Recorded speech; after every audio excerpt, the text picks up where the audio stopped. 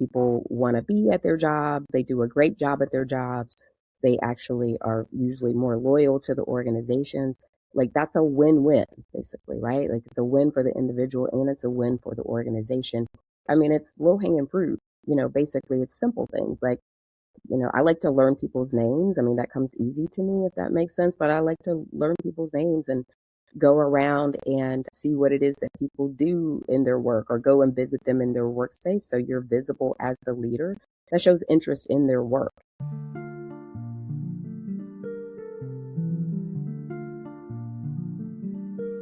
Welcome to Lunch with Leaders, the podcast where we explore what it takes to lead, thrive, and create lasting impact. I'm Adesileju Dogalanya, a TEDx speaker, leadership strategist, and the founder of African Women in STEM. Each episode features insightful conversations with innovators, trailblazers, and leaders from around the world who are transforming cultures, redefining leadership, and shaping the future of work. Together, we'll share the stories, strategies, and mindsets that will empower women in STEM to amplify their visibility, influence, and impact.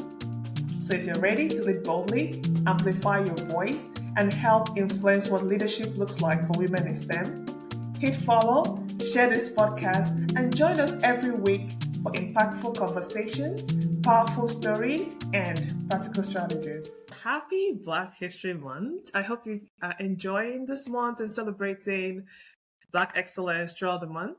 Our guest today is Dr. Kim Nichols, and I am going to go ahead and read her bio so you know how incredibly awesome she is. Dr. Kim is a physician executive, speaker, and coach. And while building a 20-year career in healthcare, education, and administration, she discovered her true calling, which is helping others to create impact that they're meant to make. So through coaching, speaking, and consulting, Dr. Nichols works with professional women to take ownership of their leadership journey and build authentic leadership presence. She helps organizations foster psychological safety, cultivate high-performing teams, and create thriving workplace cultures. Her mission is rooted in paying it forward, becoming the mentor and guide that she needed early in her career. And she believes that the best leaders develop other leaders and create spaces for others to be heard. Oh my goodness, I love that. Welcome, Dr. Kim. I'm so happy to have you here. Thank you so much. That's a very kind introduction. I'm not even sure you were talking about me, but thank you. I appreciate that. I am talking about you, and I'm so proud that I know you. So we're not taking any of that back. So let's just get right in, because I have been waiting to talk to you, and I have so many questions. So I hope you're ready. All right. So let's talk about your career. So you've had over 20 years experience across healthcare, education, and administration. And I was just really curious about what you said in your bio, where you said you discover your true calling along the way. You're a physician, and we know that it takes forever to become a physician. I mean, college, med school, residency, and if you do a fellowship, that's another thing. It kind of seems to the rest of the world that you're supposed to know your calling before going into that. So can you tell us more about finding your true calling in your journey versus kind of knowing everything before you stepped into it? Yeah, I love this question. I also feel like we do different things in different seasons of our lives, if that makes sense. And we are evolving kind of as we go, like life is a journey. But first off, I will say I did spend a lot of time in training. I love being a physician. I love taking care of patients. That's a privilege to be able to do that. I love to meet people and hear their stories, often things that they might not tell other people. So that's a total privilege to be able to do that. What I mean when I say I found my calling is that I rediscovered actually how much I enjoyed education and educating others, like learners in particular, and teaching others how to take good care of patients. I have been doing some of that early on in my career, but I did have a colleague who recommended that I step outside my comfort zone and become a classroom teacher in a medical school. So I started teaching medical students, essentially, even though I had never been a classroom teacher before. And I was pretty nervous about doing that. What I learned was, one, I learned a lot just from being around the students. They were sponges. They love to learn. So anything I taught them, they were just super excited to be there. But I also learned how to build a team that supports each other, just because I had this class for 3 total semesters. same group of students for 3 total semesters. And so it was beautiful to me to see the evolution of their relationships, which still exists to this day. And that's been at least 10 years ago. That's interesting because my parents are both university professors. They're retired now, and they always talk about that when there's a certain level of satisfaction and fulfillment that comes from teaching, which is basically that you're educating people. And then to your point, you talk about being with them long enough to see the evolution. I'm sure there's a level of pride there. And, also a sense of I'm actually doing something to change the world by just changing the people that I work with. Do you find that that was kind of what you experienced as well? Yes, that was a lot of it. Let me speak to that point first. I would say that's a lot of it. That whole process is beautiful for me to see people, like the light bulb go off for people to make connections and to really understand why they're doing something for the first time. I love that, but also to see the evolution of someone at the quote end of their process after having known them at the beginning of their process. Like I love to see that. And so that was a wonderful experience for me. I will also say, having been a patient, I really took very seriously the opportunity to teach people how the physician patient interaction could be perceived and received. I think that's an important message for people to get, and not everyone can teach from that perspective. And so I really appreciated the opportunity to do that. And I think some excellent physicians came out of it. Oh, wow, that's amazing. I'm so excited to hear that. Thank you for sharing. And that kind of goes into the next question, which is that it's around learning and what we're expected to do after we learn. So, especially for women, because those are majority of my audience, when people learn and begin to put into practice what they learn, even from school, there's a tendency to be praised for the things that you do well. You're praised because you're reliable. You're praised because you're capable, you're resilient, and you can do all those things. And also, at the same time, it's like there's not enough grace given for when you make a mistake. You need space, you need boundaries, or you need support. When you guide people, or even in your own situation, how do you help people kind of get to the tension of always wanting to be perfect and everything, but also realizing that they're human and they have limitations that they have to deal with and be able to bring that forward? So how do you help people find like a way to deal with this tension, in their careers or leadership? I had a specific example that came to mind. I had a young student, she was in her first year of medical school, who had been probably had struggled with some perfectionist tendencies, and we were doing an exercise that was new to her, and she was challenged, and at one point started crying a little bit just because it was an unfamiliar exercise. And I finally just said to her, she and I were private in this setting, but I finally kind of asked her what was going on, and she just mentioned that it wasn't very common for her to be in situations that she didn't really know what she was doing. And I finally just told her, it's okay to not be perfect. In fact, that's good, right? Perfect doesn't exist. But also, like, trying to be perfect can keep you from learning.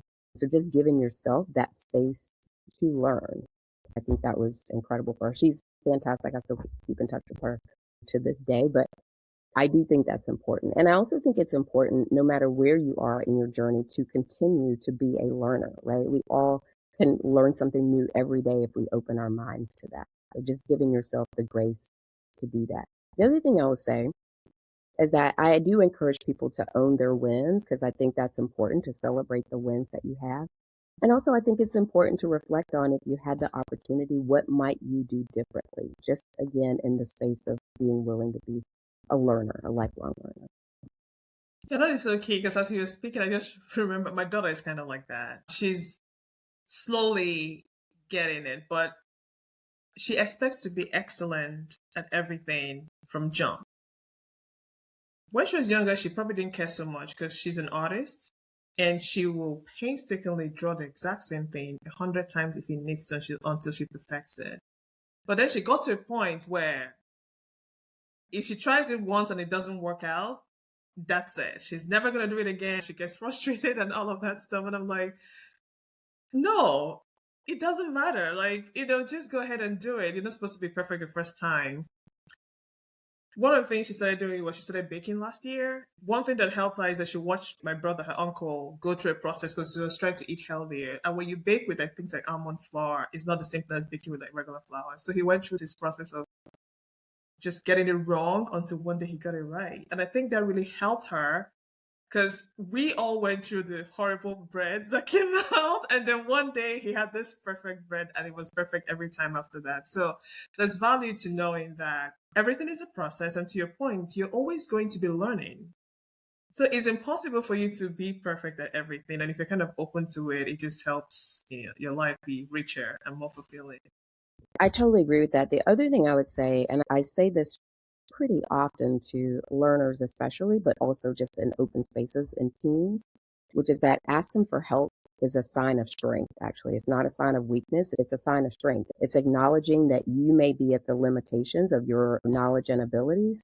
And also, it invites other people to come in and showcase what they know to be helpful. That is so true. Asking for help is one of the things that is really, really hard. I'm going to tell you now as a woman in STEM, most people find it very difficult to do that. And there are so many reasons why, but even when they realize that they're here, it's a strength. It's being vulnerable in some cases like this is not such a big deal. Making that transition is always hard. But the way I look at it is if you really think about, like what I tell them is like, if you think about like the best leaders ever, half the time they don't have a clue how anything is going to get done. But they trust themselves enough to know that they'll figure out the who that knows the how. And, just give them whatever support they need to get it done. And at the end of the day, everybody takes the glory. So we've had leaders that came from different industries that have no clue about the work that we do. And they come in and they're like, listen, I don't know anything about what you do, but I'm going to be here and I'll learn. But they're also very good at leading people. So again, it's just being open to the fact that, especially if you're a doer, that's not necessarily be all and end all, and just be open to finding other people that are better at that or know what you don't know and just, find a way to get to work together with them and achieve the thing that you're looking for. There's something that I had a problem with in my career, which is when they talk about executive presence, and I'm like, what is that? Because it's very vague what that means. I work in a very male dominated industry, so executive presence means showing up like the ideal male form, for example, and people get confused about that. So you talk a lot about building leadership presence, one that feels authentic to you, that is not performative or feels like you're wearing somebody else's clothes. So can you help us understand what being authentic and having a leadership presence that is authentic to you looks like in practice? Yeah, I mean, to me, authentic leadership means basically showing up as the you that you feel comfortable being in that environment. And when you exhibit being comfortable, like being yourself, like whoever you are meant to be in that environment, other people can sense that, right? Because a lot of communication is nonverbal, but people can sense that and they actually feel more comfortable around you, which is presence. Basically, for me, I'm going to show up as a person first. I'm going to show up as Kim Nichols. And that's also how I interact with other people. I'm not necessarily going to show up as my role because people are people and not just the roles. But that's how I demonstrate authenticity. And people have resonated with that. If that makes sense. The roles are important, especially when it comes to like getting our jobs done. But I think if you remember that people are so much more than like just some words that might describe what they do, like that actually helps you get your job done even better. And also, there's the fact that when you are trying to be something other than who you really are, that actually is an extra cognitive load. It takes work to do that, which can lead to exhaustion and actually burnout down the line. I like what you said about roles because we're so fixated on that sometimes. And I think it comes from there's this speaker that talks about the old way of leadership, which is like, according to him, that came from the Second World War. All the people that, are leaders probably fought in the war, the baby boomers and things like that. So they carried that into the workplace. So roles became so important. So I think so when people step into a role, all of a sudden they feel like they have to embody whatever this role is supposed to be. And to your point, that's where there's a friction. People can tell.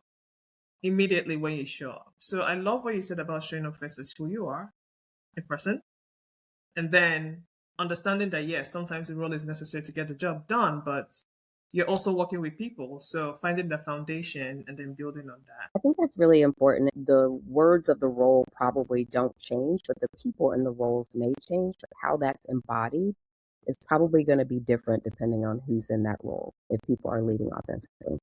I agree. And I think that also kind of leads us to the next thing that I want to talk about, which is like mentorship. I was having a conversation with someone last week, and we talked about there's this saying that goes around that women in STEM are over mentored. But I've met a lot of people that say they never had a mentor, so I don't know what that means. But either way, I think mentorship is very important. And some of the things that we've talked about so far today are things that people could easily do if they had the right kind of mentor. So mentorship to you is very important. And you do believe that it's very important for you to be able to mentor people. You talked about paying it forward.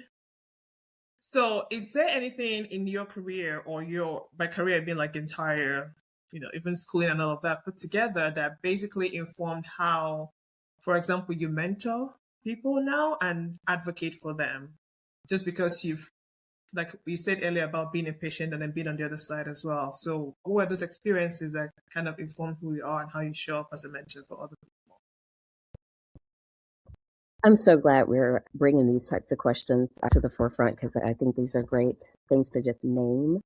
Yeah, I will say that a lot of people are over mentored and under sponsored, if that makes sense. What I realized in my own career is that I didn't have a lot of direction in the early part of my career because I didn't really have a mentor to help me structure my work.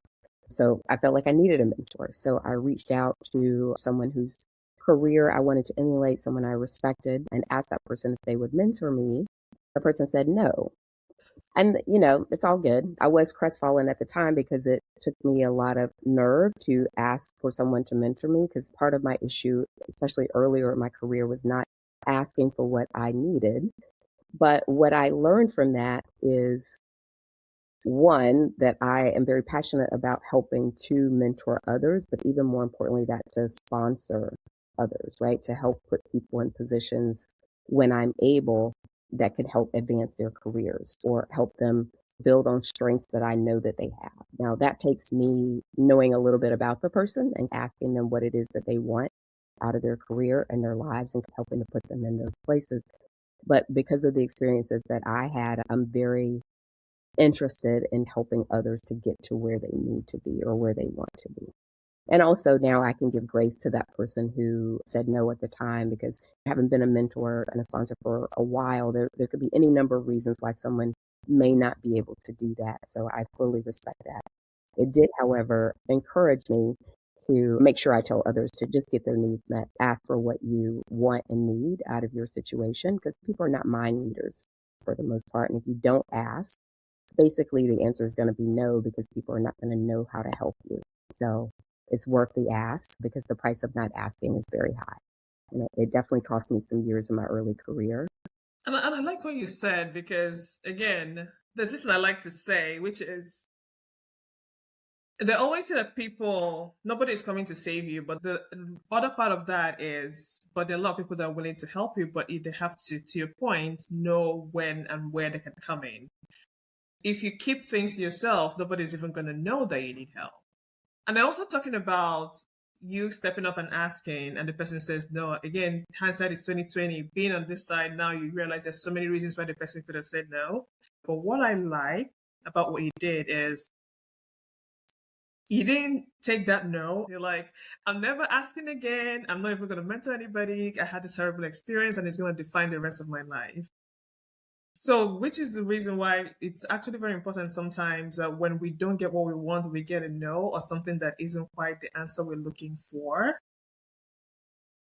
Instead of just going back to like, I said I shouldn't do anything, maybe that's like an opportunity, like for you, that's what happened to say, okay, how would I want this to look like if I was on the other side? Or what other way can I get what I want? Or who else can give that to me? Because I'm sure it must have taken a lot of courage to keep going forward to end up finding the people that were able to mentor you or show you the ropes and things like that. So I love that you brought this up because I feel like we should be collecting. If you weren't open to collecting, you probably wouldn't be where you're at today. So thank you for sharing that story. For sure. In that case, I just asked another person. In my own personal practice, what I would do if I were the person who maybe needed to say, unfortunately, I'm not able to do that at this time. What I would do is actually just connect them to someone else who I thought might be more able to help them in that capacity. So that's kind of what I would do in that setting. The other thing Yeah. I typically do for people is I make a lot of email connections, especially if I know someone who has something that you need. I'll put people in connection together, basically facilitate them kind of getting what they need. Thank you for bringing that up because you're touching on so many things that have been happening. It also goes back to the point of where people feel that they have to be able to provide all the answers and do everything. So when someone is not able to do something, they don't even think about the fact that, oh, maybe I can just connect them to somebody else or just refer them to somebody or some resource. And that is also equally wonderful. Like you don't have to be the one providing all the answers. So that is actually very key. And thank you so much for bringing that up because I feel like it's going to make a lot of things easier and better for people if, first of all, as the one being approached, you realize I don't have to have all the answers. I don't have to have the time either. I don't have to have the bandwidth or anything like that. However, if I can do something, I will. If not, I'll just probably say, this is not the right time for me. I appreciate, or something like that. Even just one sentence acknowledging the person is probably more than enough, in this particular situation. Thank you for sharing that. I do try to help them. I would just say, as someone who previously had a lot of difficulty in speaking up and kind of asking people for what I needed and approaching people, I think removing that barrier and just kind of helping to make the connection yourself is. I want to talk about mindset because I think everything we've been talking about to this point stems from mindset. For example, your situation and just finding another way out, it really have to have a mindset that is you've actually walked on and, probably brought to a certain point where you realize that, okay, I can do this, or this is not about me, or there's another way.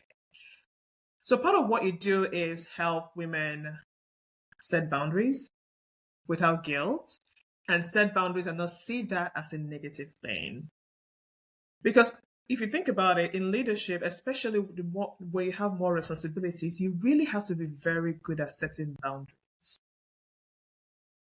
So what do you think that, women need to know, people need to know when they're thinking about setting boundaries and realizing that this is actually for their own good, because as they're being, moving up in their careers or moving up in leadership or having more responsibilities, it is necessary, and not feel guilty about, oh my goodness, now I can do all of these things and worried about how people are going to see them.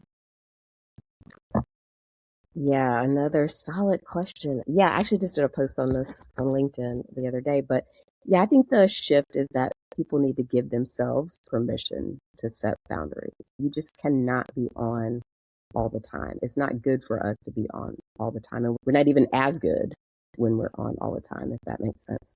I think people they need to think about how they show up when they don't have solid boundaries, and that takes some reflection.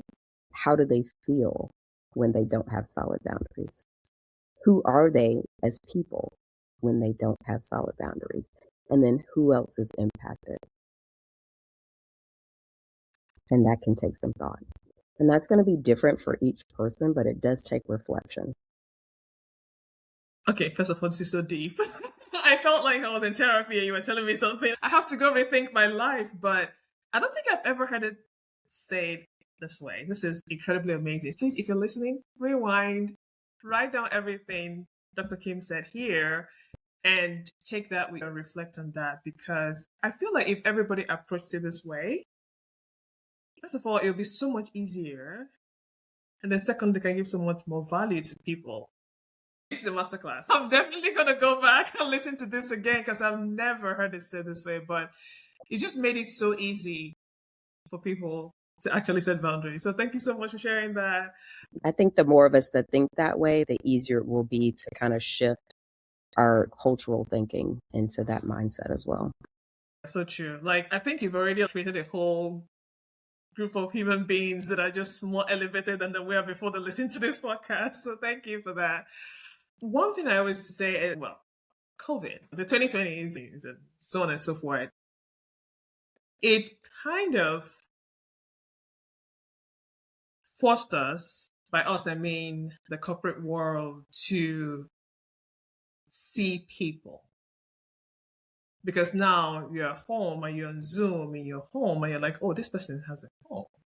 And then the kids run around in the background and they have kids.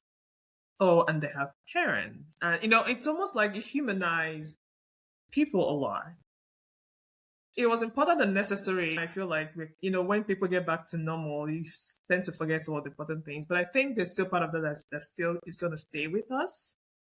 The reason I'm asking this is that there have been so many books written on this where people perform better when they feel safe psychologically. Their emotions or how they experience this are not underestimated. So in your experience or in the way you work with leaders and help them, how do you help them cultivate this emotional intelligence? I don't know if you can cultivate emotional intelligence, maybe you can. And just also realize that they can get more out of the people that they're leading or they're working with if they approach things from the angle of, I need to provide an environment where these people can thrive.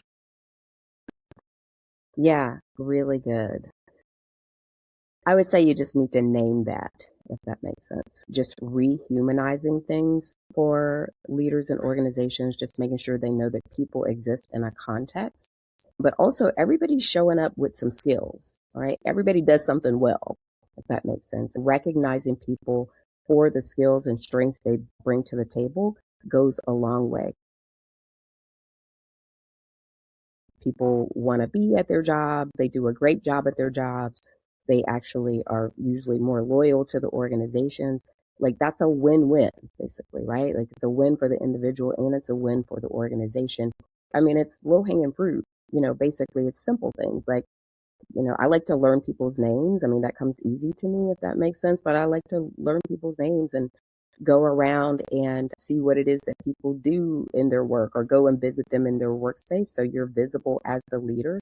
That shows interest in their work and shows interest in them as people. You're not just a cog in a wheel. I realize that may not be as applicable in every setting, but if you're able to do that and go be visible to people, that's important because again, it just shows that you are interested in them as a person because they're not just workers, right? I think that's one thing that we learned from COVID. People sometimes underestimate that, which is unfortunate. I also think that when you create environments where people feel like they're seen and heard and valued, and they can do so without retribution, basically, they are more likely to speak up and share ideas, which is what you want in an organization that's trying to be on the cutting edge of things, right? And, leading innovation and things along those lines. That's how you get that type of performance from people and teams, is to kind of foster that type of environment. And then also demonstrating that you don't always know all the answers as the leader. So being vulnerable and saying that, you know what, this is not my wheelhouse, but it is Adez's wheelhouse. So let me go ask her because she probably knows the answer. So being vulnerable and admitting that you don't necessarily know all the answers. And then listening to what it is that, the people on your teams have to say when they do put forward ideas. Yeah, I like that you laid this out because I was going to say that some people will when you started with go visit people in their spaces or say things like I can't do this, or maybe they're looking for ways that is in some employee handbook to recognize or help the people that are working with them. But basically what you're saying is that you just have to figure out what works for you. But the most important thing is to build human connection. Is that it? Yeah, I would absolutely say it's human connection. I think those actually are relatively easy things to do. It starts from showing interest in people as people, to be honest. I had a situation on a recent team where three of us were having a conversation and it came out that two of the people, I think probably because I asked something about where they had lived in the state, two of the people actually had gone to the same high school and they didn't even know we were all on the same team together. And so then they had a whole conversation about having gone to the same high school.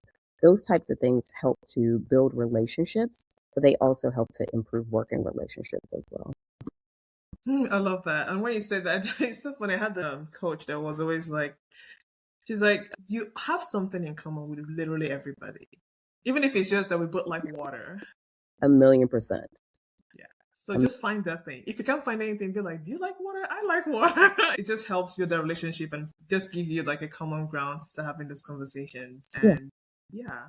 You need to be open, you need to be curious, and you need to listen. So as women rise in leadership, and when we think of success in general, we've talked about this earlier, title, position, and then of course we think of compensation and all the things that go with that.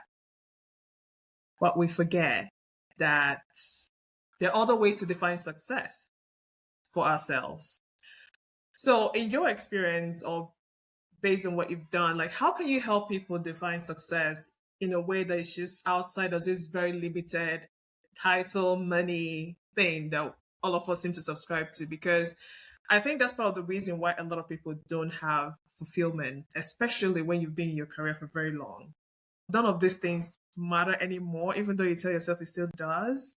I feel it has to do with how we define success. So how would you help people define what success means to them so that they can still continue to build themselves up and have a fulfilling career? Because even if you're in it for 40 years, I think you can still find it very fulfilling depending on how you make it work for you. Yeah, I would say that sometimes when that happens, when people are unfulfilled, it can be because they may be trying to live up to someone else's definition of success. So I would actually just start with, I would like to say it's a simple question, but it's not really. But I would ask them to kind of visualize what it is that their successful self looks like. Like, who is their successful self? And what is it that has made that happen after that? That's going to be different again for each individual.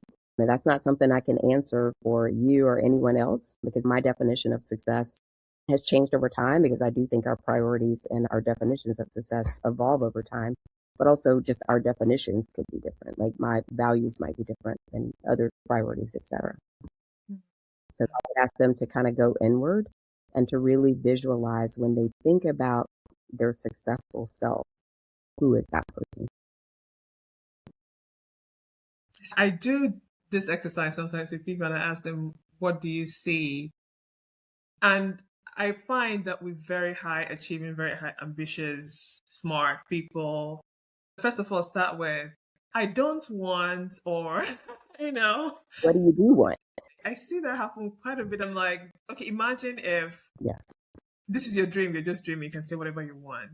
People find that hard. I mean, I don't know. People do find that hard, and probably that's probably for a number of reasons. Sometimes it's limiting beliefs. Sometimes we're socialized to quote not think big, if that makes sense. But that can be hard. Sometimes I ask people like, "What do you feel? Like, what other senses are coming up for you, etc." Just try to get anything to get them to kind of step into that space. Yeah, And again, trying to get them out of the logic. mhm. Yes, that's the word. That's the exact word right there. Okay, that used to be my past life. I'm over that. Funny enough, as a kid, I was a dreamer. Like, I remember when Oprah built the school in South Africa, the first thing that came to my mind was like, oh my goodness, that was my dream. I was in elementary school and I imagined that I'll build this because I used to read all those English novels about orphanages and stuff like that. That I'll build this, I didn't really call it an orphanage, but it was supposed to take kids from when they were born all the way through when they finished like equivalent of high school. And I just realized that I didn't even think about the fact that it would cost money. I just knew I would do it. I was going to do it. And I saw the school. I imagined it. I saw the people that were going to work there. I saw how the kids were going to live, how they were going to dress, what they were going to eat, how they were going to enjoy life. And I built all of that. And I knew I was going to do it. But to your point, somewhere in between, we kind of lose all of that and start getting very logical. And then, being in STEM and studying engineering and doing math also doesn't help. Or if in the sciences, there has to be like, you have to prove everything. And that becomes a problem. Yeah, it does, because logic can sometimes keep you exactly where you are instead of where you want to be. Mm-hmm. I mean, I get it. I'm from a science background also. And also, it's a good exercise to step back into the dream space. I like that. So I made an observation that some of the children's books that are written these days are actually written to address the inner child and like people have never really, yeah. I'm like, that is so true. True, and it's brilliant, actually. Yes. Very brilliant. Very brilliant. But yeah, I guess, don't stop dreaming if you have to go read children's books to help you get back to that kind of life.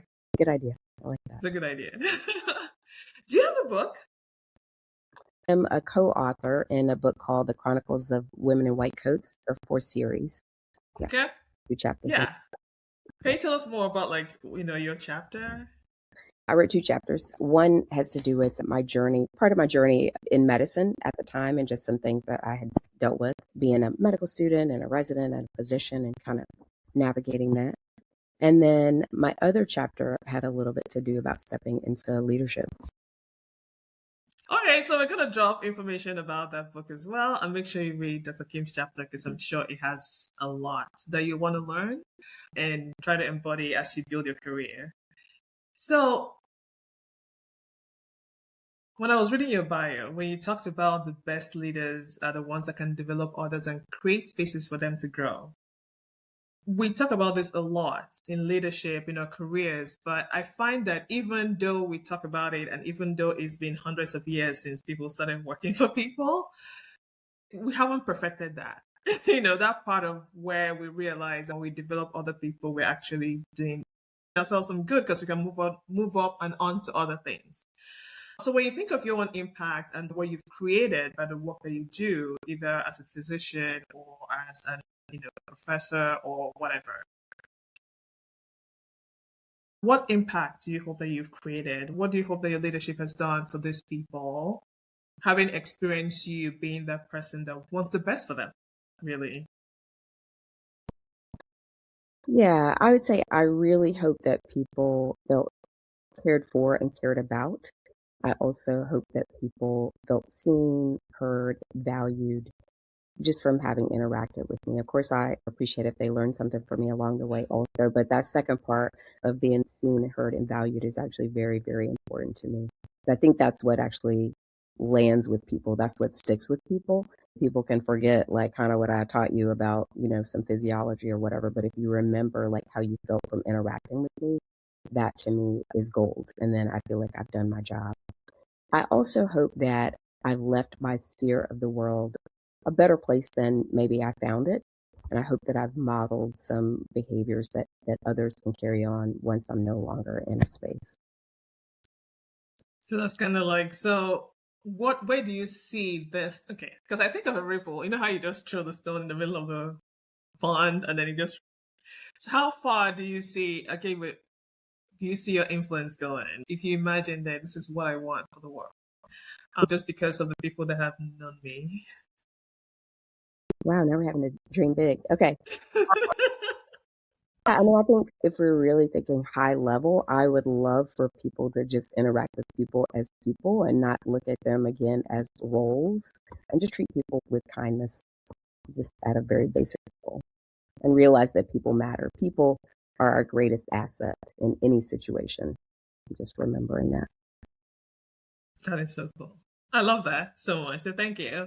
And for anyone listening, because you've given us a lot of things to think about. Okay, you've given us homework, you've given us a better way to approach life and our leadership and our careers and everything that we're doing. But I'm pretty sure there's still somebody that's like, where do I start? What do I do? So if someone is wondering if she can do and be all these things, and what can you say to her to just stop her from like maybe holding herself back and just taking that step forward and becoming the best she can be?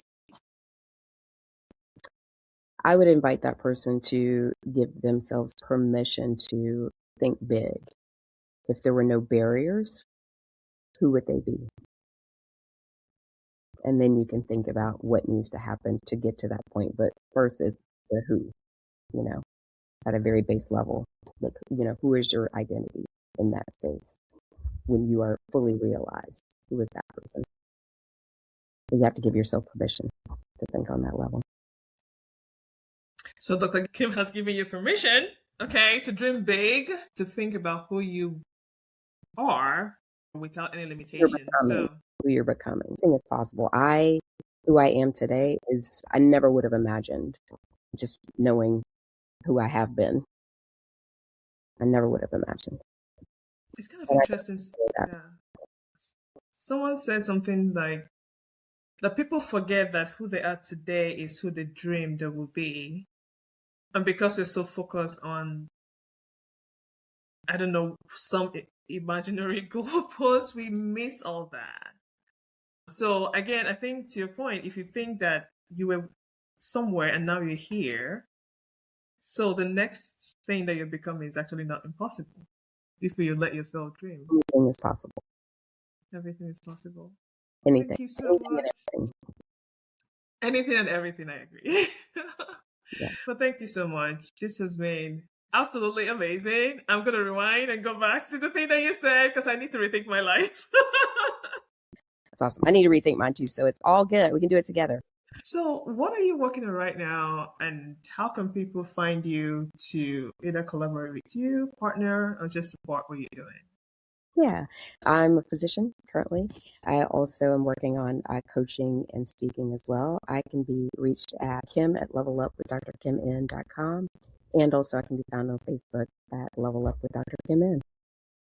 Wonderful. Thank you so much. Yeah, and connect with me on LinkedIn at Kim Nichols, MD, MBA. Yeah, we're going to share all that information in the show notes so they can connect with Dr. Kim. She's amazing, incredible. You've heard her today. You definitely want to keep her in your circle, okay? But thank you so much. This has been amazing. Adace, thank you so much for having me. It's been a pleasure. So everyone listening, make sure, like I said again, follow Dr. Kim on LinkedIn, Facebook, and we're going to leave all her information in the show notes. And I want you to think and tell us, please DM us. We want to know. So what did you learn today? What did you appreciate that Dr. Kim shared? And what are you going to do going forward? Thank you so much for joining me. And I'm looking forward to seeing you again on the next episode. And if you'll be so kind, go ahead and leave us a review and follow us so that you will not miss any episode coming up. All right. So let's continue to celebrate Black excellence. Bye. Thanks so much.